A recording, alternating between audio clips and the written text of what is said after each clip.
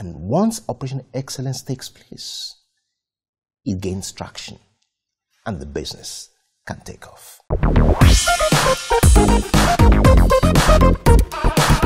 So there's no easy answer to the socio-economic and political downturns being experienced in many countries right now. But what discordant tunes are you hearing from the workplace and the marketplace? Yeah, as you may realize, the kind of music you hear dictates the kind of dance steps that you take. And you hear music that has refrain with a four-letter word, F-E-A-R, fair, with a capital F. You don't want to operate in a market where the macroeconomic and political stability is influenced largely by fear, because it affects the environment for investment. People are afraid, which ought not to be. It's played out in Brexit, it's playing out currently in the American elections, and that shouldn't be allowed to fester. We need to believe in the confidence that we have for better productivity and customer satisfaction. All things that are needed to ensure that our world keep getting it better. I mean, there are good things that are happening, like the startups and the technology ecosystem, but we need to get more ahead of that. This season will be over, I believe. So what countermeasures can you identify that will help the course correction? In most business environments, the significant challenges to top leaders, top management, will always be cultural change. And anytime you are experiencing inability to your projects or your business moving to the next level because people do not want to change their culture, you're going to continue to have to look at three major things, or maybe two.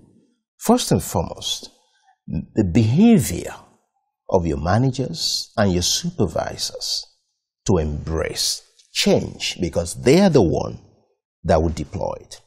And secondly, your failure to engage with a greater percentage of your the workplace people.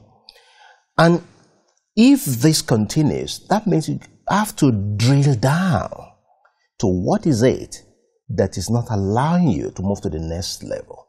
You have to identify those countermeasures.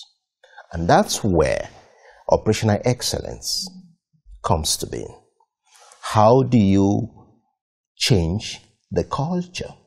How do you improve on the management ethics and ethos? And importantly, how do you leverage on continuous improvement routine? Life is about routine.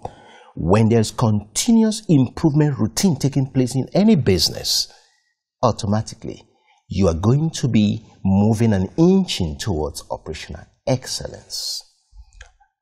And once operational excellence takes place, it gains traction and the business can take off, irrespective of what is the fear that is allowing people, that may be keeping people down. So we need operational excellence to deliver. Singapore has done it in their global supply chain, and they mainstream it. So we can do the same in every area of business, whether it's financial sector or manufacturing or even public service delivery. That's what I believe. So operational excellence, it's the engine in business development, but can we implement this into public policy? Very well indeed. Like I just mentioned, how Singapore decided to mainstream into their global supply chain, how public thinking were brought in order to widen that scope, and how they were able to use it as a global competitive advantage. I don't believe that the government ought to outsource everything. Not at all. There are things that are very important, the well-being of the citizenry. Security issues, education issues, health issues, every other thing we should not be all about outsourcing all these important superstructures that will allow the society move on to the next level. So it can be mainstream in the way. Government, running a government is not about being, it's about doing. And I think this is a season to remind our political leaders that they need to get back to the basic of doing things excellently in order to deliver the promise to the citizenry. So how else could operational excellence improve lives of those in this changing world? In many ways more than one. I believe that we that are now living in this current generation should not deplete our resources. You see, operational excellence par excellence is all about time and resource management in order to free available resources to where the needs are the greatest. And while doing that, how do we utilize the resources that are available to us right now in the present world in ways that we also think about the next generation? So operational excellence helps us to do things properly, very well, and on time, and at the same time maximize. This generation has benefited immensely with technological tools in the information age that we live right now.